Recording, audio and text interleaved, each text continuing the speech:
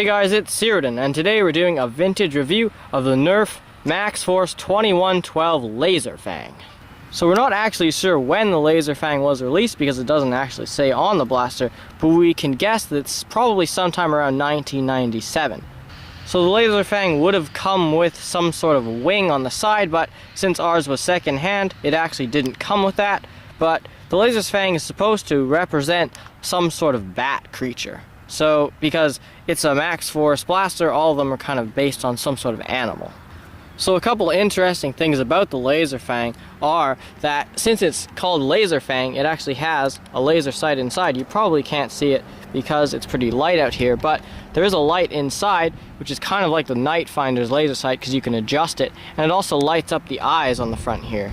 I think you should be able to see that. So another interesting thing is the prime. You actually pull on the mouth, which is actually the barrel, and it's got a vintage Mega Dart in there because that's what it fires. And it's kind of weird because it looks like it has two mouths, similar to like a xenomorph from the Alien movie.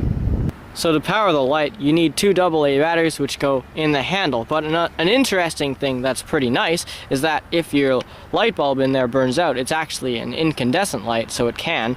You can replace it, which is really nice actually.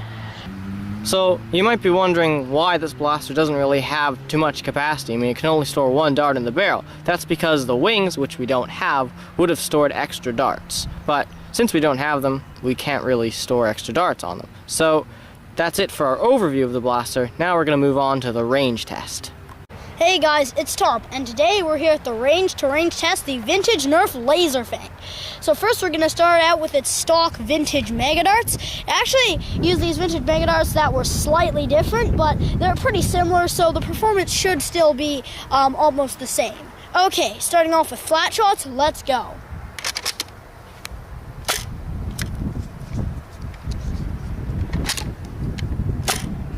Okay, now angled shots.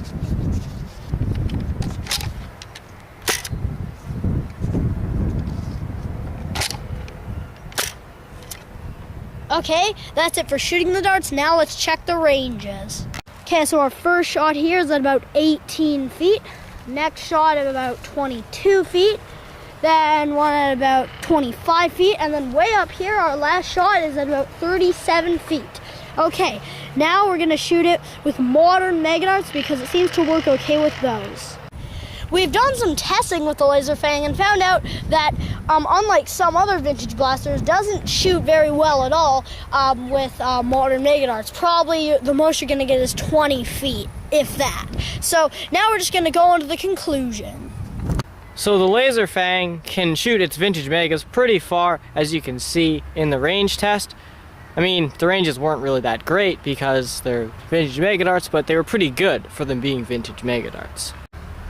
So the main problem with it is that it's got this hole here in the barrel which lets out a lot of air, which is probably why we couldn't get it to shoot the modern Mega Darts very well. But this can easily be solved by taping over it. So overall, the Laserfang isn't very good in its stock form, but if you mod it to shoot elite darts, which is fairly easy, you just put a tapey PVC in the barrel, you can get some pretty impressive ranges, like around the 80-foot mark, which is even a bit better than elite blasters.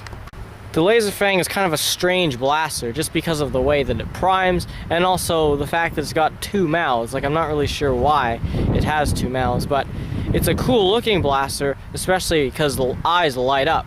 The laser sight isn't very helpful because it's not very bright, at least compared to, say, the Night Finders, but it's a pretty good blaster when modded. So if you see one, you should definitely pick one up because the mod is pretty easy to do and the ranges are really good. So that's the end of our review of the vintage Nerf Max Force 2112 Laserfang. Thank you guys so much for watching, and please like and subscribe.